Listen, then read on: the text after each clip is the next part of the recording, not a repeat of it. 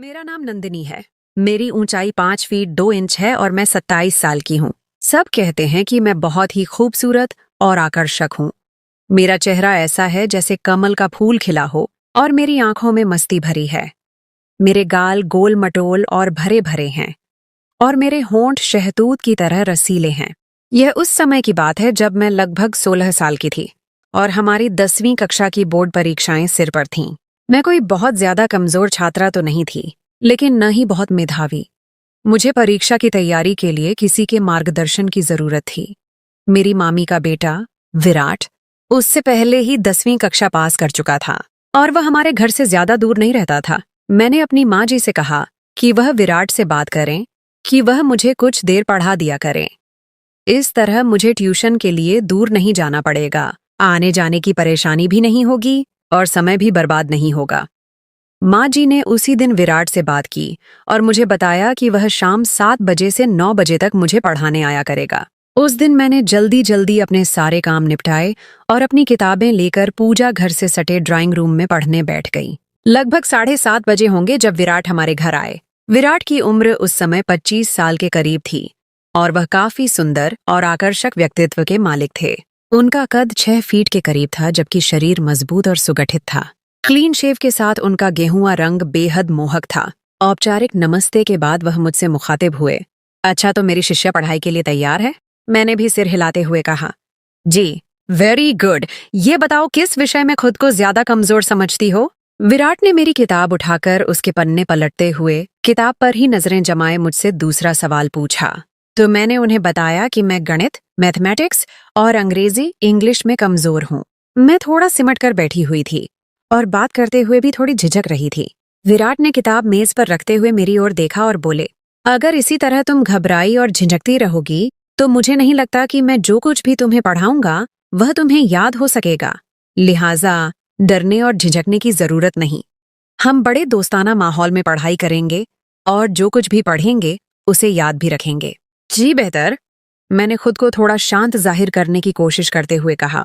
उस दिन पढ़ाई तो कोई खास नहीं हुई, अलबत्ता विराट ने अपनी बातों और चुटकुलेबाजी की मदद से मेरी झिझक दूर कर दी।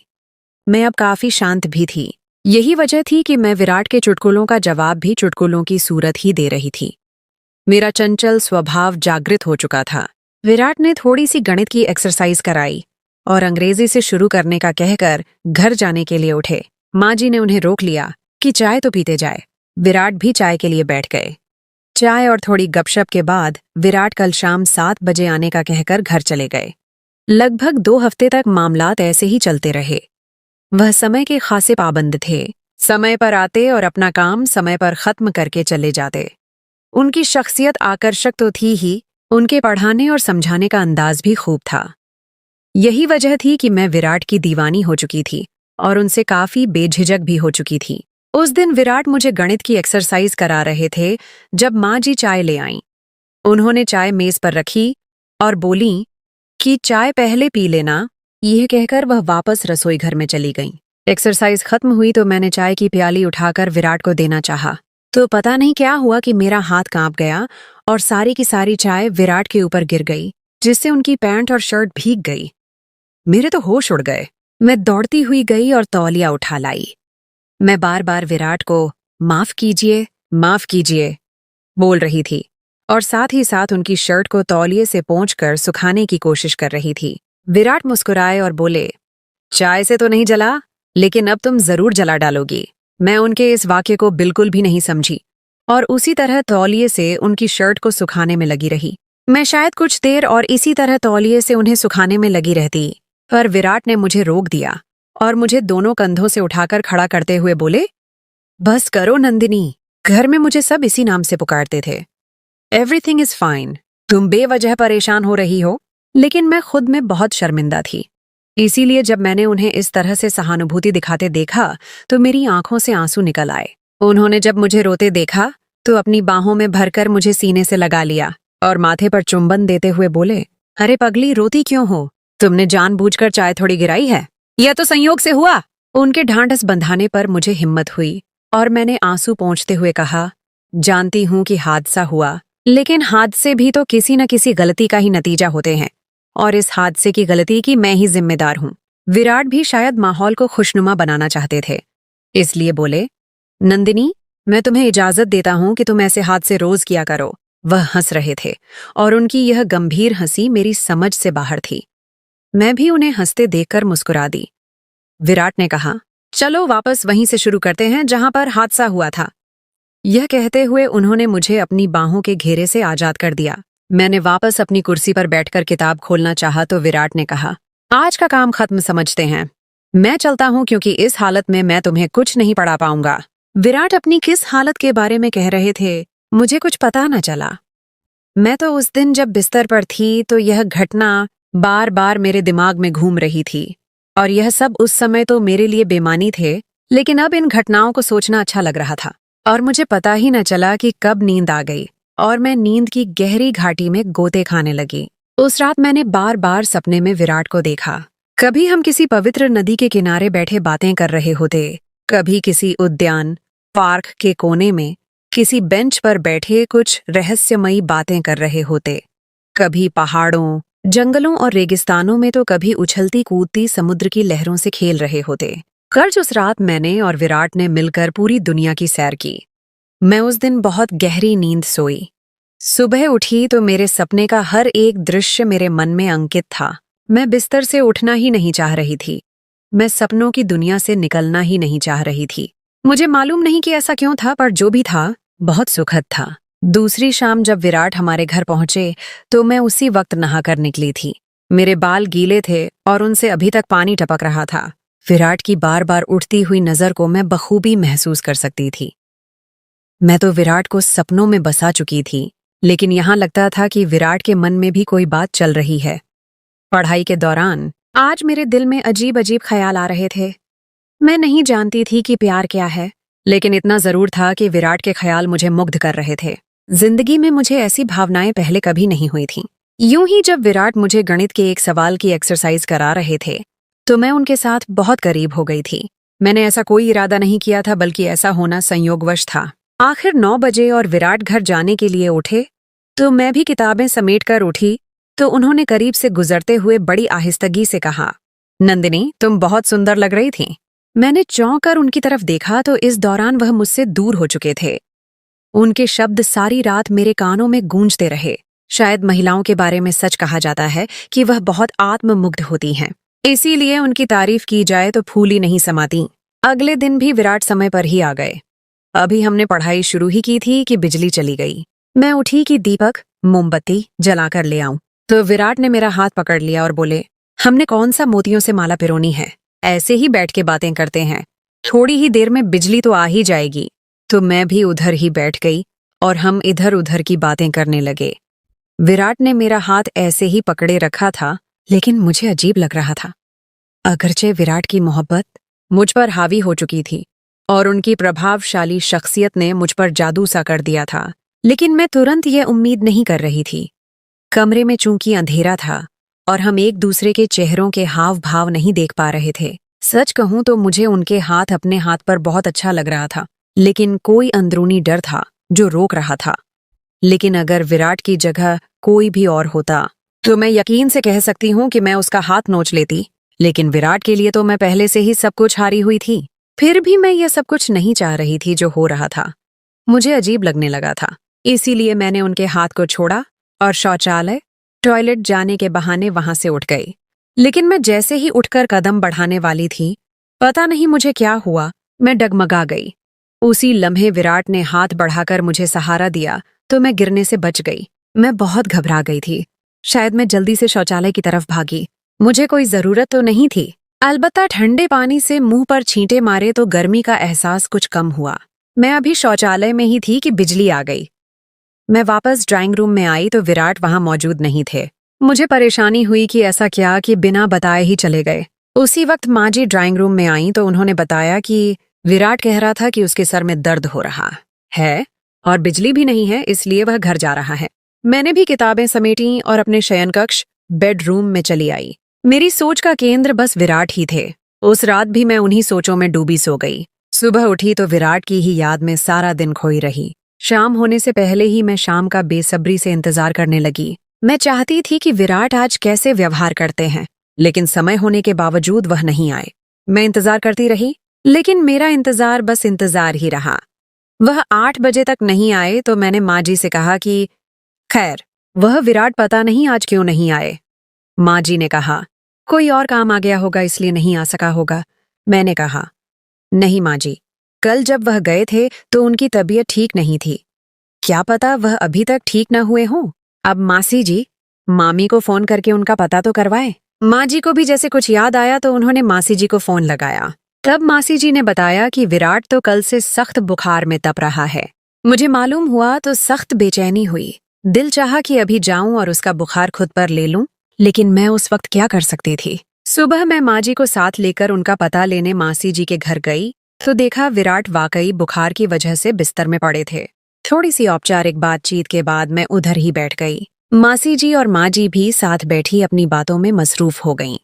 विराट ने एक बार हमारी तरफ देखा, फिर उन्होंने अपनी आंखें मूंद लीं। हम मासी जी और माँ जी की मौजूदगी में कोई बात नहीं कर सकते थे, इसीलिए हम खामोश बैठे थे, जबकि मासी जी और माँ जी बातें कर रहे थे। बातों बातों में मासी जी ने बताया कि उनकी सहेली की बेटी की विवाह शादी थी जहां उनका जाना बहुत जरूरी था, लेकिन वह नहीं जा सकती थीं। माँ जी पूछ रही थीं, क्यों नहीं जा सकती हो? तो मासी जी बोली, जिसके साथ जाना था वह तो बिस्तर पर पड़ा है और आपके भाई साहब, मामू जी भी ऑफिस से छुट्टी नहीं ले सकते कि उनके साथ चली जाती। माँ जी चूंकि मासी जी की सहेली को जानती थीं और उन्हें पता था कि वह किधर रहती हैं, इसलिए मासी जी से बोली, तुम्हारी सहेली कौन सा दूसरे शहर में रहती है, टैक्सी पकड़ो और 2-3 घंटे में वापस आ जाओगी। मैंने यह सुना तो मेरे दिमाग में एक विचार आया कि अगर माँ जी और मासी जी विवाह पर चली जाएं तो मुझे विराट से अकेले मिलने का मौका मिल जाएगा। यही सोचकर मैंने भी माँ जी की तायद में कहा, मासी जी, अगर आपकी सहेली इसी शहर में रहती है तो तब आप जरूर जाएं। विराट की फिक्र न करें, 2-3 घंटों तक हम उनकी देखभाल तैमूरदारी कर लेंगे। मासी जी और माँ जी दोनों को मैंने विवाह में जाने पर राजी कर लिया, अगरचे माँ जी जाना नहीं चाहती थीं। उन दोनों के जाने के बाद मैं और विराट अब घर में अकेले थे। कोई 15 मिनट तक हम में कोई बात न हुई। विराट वैसे ही आंखें मूंदे लेटे रहे।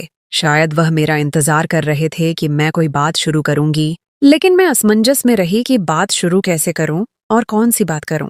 एकांत और खामोशी माहौल पर अजीब शांत थी। विराट ने मेरी तरफ करवट लेकर आंखें खोल दी और बोले, नंदिनी, तुमने मुझे जला डाला।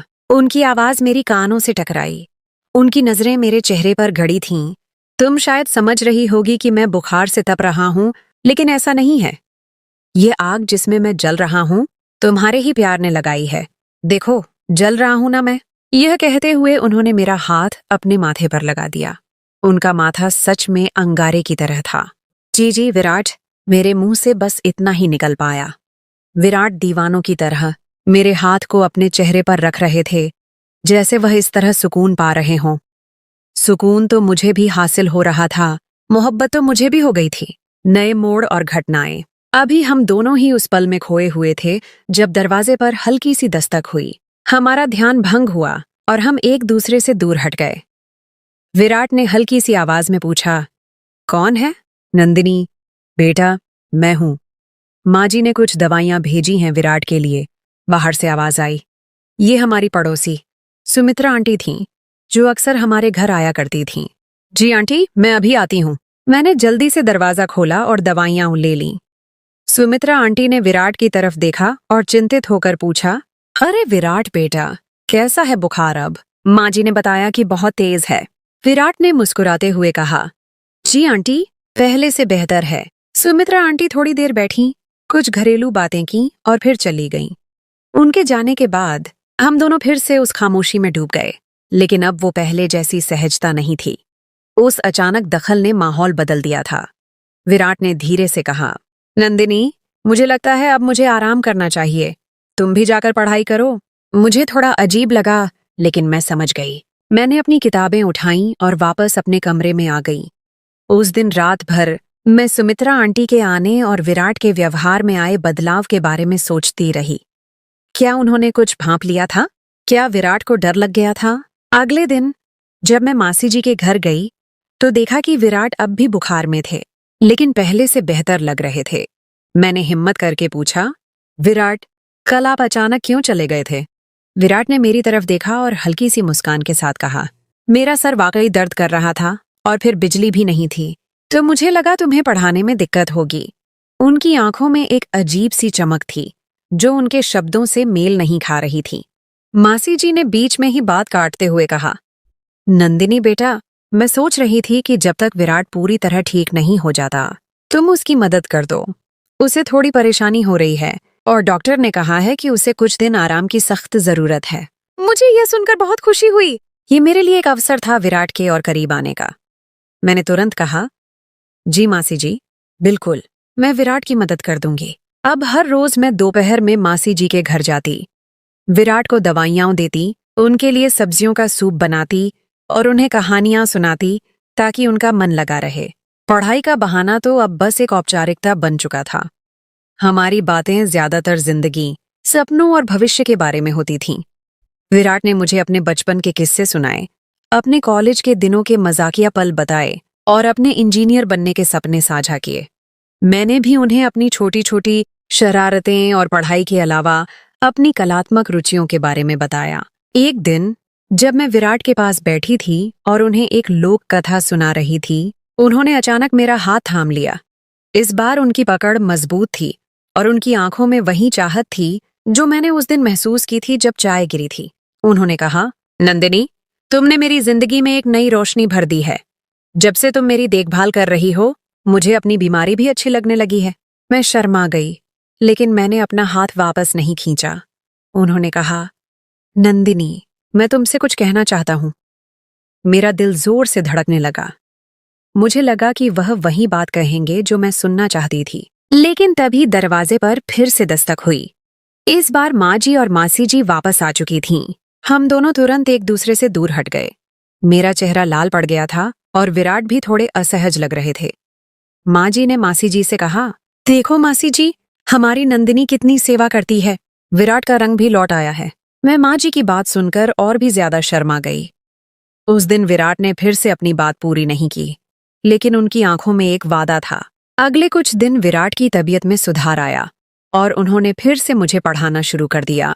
लेकिन अब हमारे बीच एक अनकहा रिश्ता बन चुका था। हमारी नजरें ज्यादा मिलती थीं और हमारे स्पर्श में एक नई गर्माहट आ गई थी। जब भी माँ जी या मासी जी आसपास नहीं होती थीं, तो विराट मुझे छेड़ने लगते थे और मैं उनके चुटकुलों पर हंसती थी। एक शाम जब पढ़ाई खत्म हो गई थी और विराट जाने के लिए उठ रहे थे, तो मैंने हिम्मत करके कहा, विराट, आप मुझसे कुछ कहने वाले थे उस दिन। विराट मुस्कुराए और बोले, हाँ नंदिनी, मैं तुमसे कहना चाहता था कि तुम मेरी सबसे अच्छी शिष्या हो। उन्होंने ये बात इतनी धीमी आवाज में कही कि मुझे लगा जैसे उन्होंने मेरे गाल पर फुसफुसाया हो। मैं थोड़ा निराश हुई, लेकिन फिर उन्होंने मेरा हाथ थामा और मेरे कान में फुसफुसाए, और मैं तुम्हें अपनी जिंदगी की सबसे खास दोस्त बनाना चाहता हूँ। क्या तुम मेरा हाथ थामकर जीवन भर मेरे साथ चलोगी? मेरे दिल ने खुशी से उछलकर भांगड़ा किया। मैं बस मुस्कुरा दी और उनका हाथ थामे रखा। उस दिन के बाद हमारी पढ़ाई सिर्फ किताबों तक सीमित नहीं रही, बल्कि हमने जीवन की सबसे खूबसूरत पाठ पढ़ना शुरू कर दिया था, प्रेम का पाठ।